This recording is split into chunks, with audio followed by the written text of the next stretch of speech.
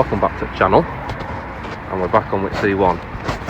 And once again, don't forget to smash the like button, but as usual we are answering all the questions nobody's actually asking. So I'll get on with this and then we'll see what we're up to when we take this cover off and see what it's like. Right, so here we have it after about 130,000 careful miles. What we're going to do is we're going to do an oil flush and see if it actually does anything at all. On another note, I kicked over my socket set, which is just fucking mint. I love that. So anyway, we'll go to some social distance foot tapping, and we'll put an oil flush in it, and then we'll come back in about 500 miles or so and see what it does.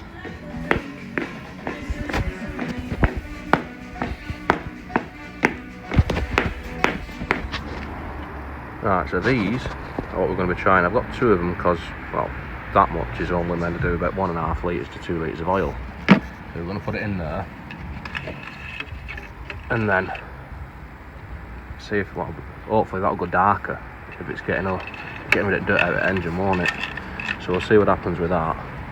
Like I said, this is always, as I mentioned before, it's always been driven really carefully and looked after to the highest of standards.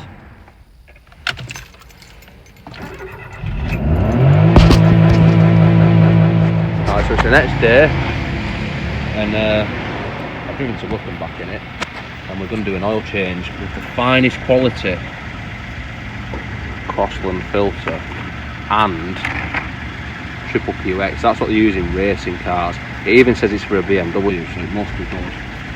And, she's just purring away now, warming up, so oil's nice and thin, and I can burn my hands when I set that up to see if it's cleaned it.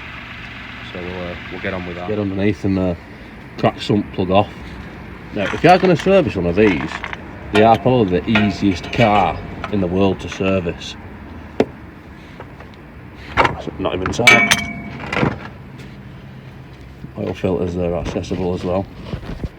Oil's nice and black, so that might indicate that it's actually done some stuff. But we'll see when we take the cover off. Got the cover off, and it might be hard to tell because I haven't got the before pictures in front of me. But if anything, that VVT pulley does look cleaner. And this has only been in for maybe 10 miles or so. But yeah, I mean, I'm going to compare it, and I think it's actually worked, which I'm surprised about. And it was motorbike stuff as well, Liqui-Moly motorbike stuff. But yeah, we'll see. Right, so now we're left with the final part of any oil change. The sump plug's tight to a certain amount of torque settings of my right arm, same with the oil filter, and now we've got to check the level. Now, the observant among you might have noticed that I moved the car so it's level, and that's brilliant. It's so clean we can't even see it. It's about halfway up, but we'll put a bit more in, we'll get some toss rag, wipe all that off, and then we're done.